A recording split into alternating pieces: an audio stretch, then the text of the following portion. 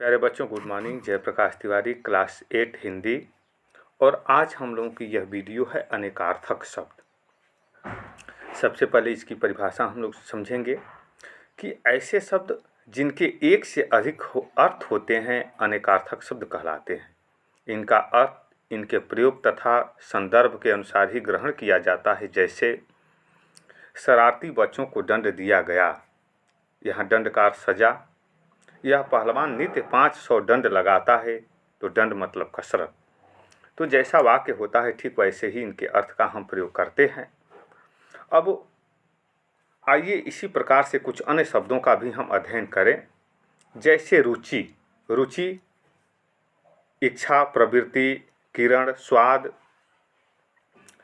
उसके बाद कर, कर का अर्थ होता है हाथ, किरण, टैक्स, हाथी की सूंढ़। जलज, कमल, मछली, शंख, मोती, चंद्रमा। उसके बाद गुण होता है खूबी, स्वभाव, कौशल, विशेषता। अंक, संख्या, गोद, अध्याय, चिन्ह, नाटक का अंक।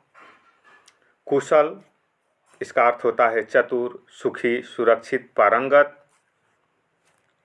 कला, एक विषय, गुण, तरीका, चंद्रमा का एक रूप। अपेक्षा, आशा, तुलना, आवश्यकता।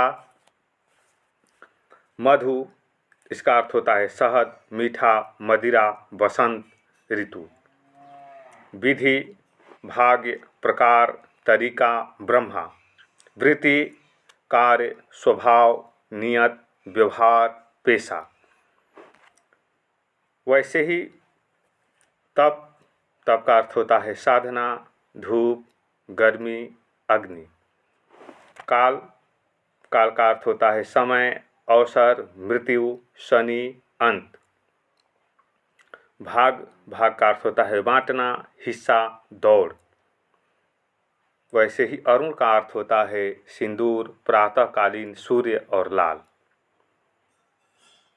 बंध, बंध का अर्थ होता है गांठ, बंधन, कैद, शरीर। उसके बाद जड़ होता है, जड़ का अर्थ होता है मूल, मूर्ख, निर्जीव, चेतना शून्य। वैसे ही योग, योग का अर्थ होता है ध्यान, मेल, उपाय, धोखा। अंबर, आकाश, कपड़ा, कपास, सुगंधित पदार्थ। नाक, नासिका, प्रतिष्ठा, स्वर्ग, एक फल। धन, बादल, भारी, बड़ा हथौड़ा, चकोर, ठोस। उसके बाद पद होता है, पद का अर्थ होता है चरण, शब्द, ओहदा, कविता या चरण। इस प्रकार अब हम श्रुति सम भिन्नार्थक शब्द के बारे में अध्ययन करेंगे। सबसे पहले इसकी परिभाषा हम याद करेंगे कि सुनने में समान प्रतीत होने वाले किंतु अर्थ में भिन्नता रखने वाले शब्द श्रुति सम भिन्नार्थक शब्द कहलाते हैं। इन शब्दों की पहचान उच्चारण तथा वर्तनी के आधार पर होती है। जैसे नग, नाग। नग का अर्थ पर्वत होता है और नाग का अर्थ सर्प होता है। केवल वर्णों के आधार पर आप इसमें भिन्नता देख रहे हैं कि एक में नग है, दूसरे में नाग है। आ का मात्रा लगा दिया गया, दोनों के अर्थ में भिन्नता आ गया। दोनों सुनने में, कहने में एक जैसे लग रहे हैं, लेकिन दोनों के अर्थ अलग अलग हो रहे हैं।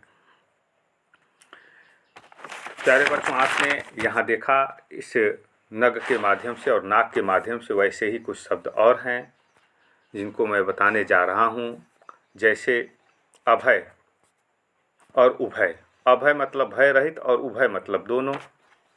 वैसे ही उपकार, उपकार का अर्थ भलाई होता है और अपकार का मतलब बुराई होता है। फन, फन का अर्थ हुनर और फन का अर्थ सांप का फन। पक्ष, पक्ष का अर्थ छाती, वक्ष, वक्ष का अर्थ छाती और वृक्ष का अर्थ पेड़ होता है।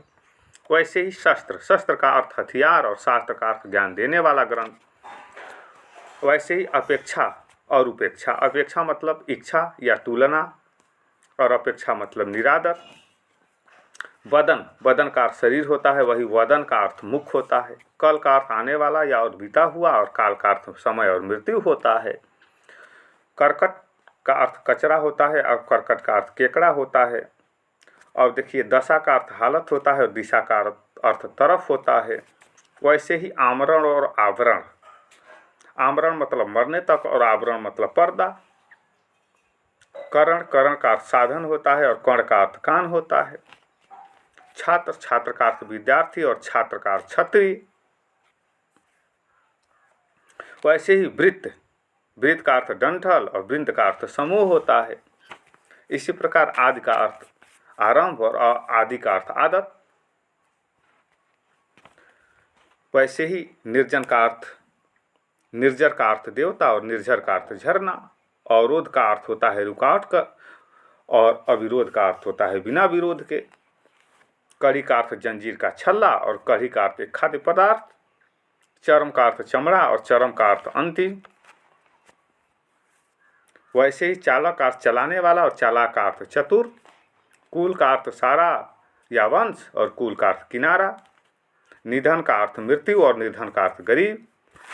प्यारे बच्चों, कहने का भाव यह है कि इनको उच्चारण के द्वारा समझा जा सकता है, उच्चारण के द्वारा इसे जाना जा सकता है,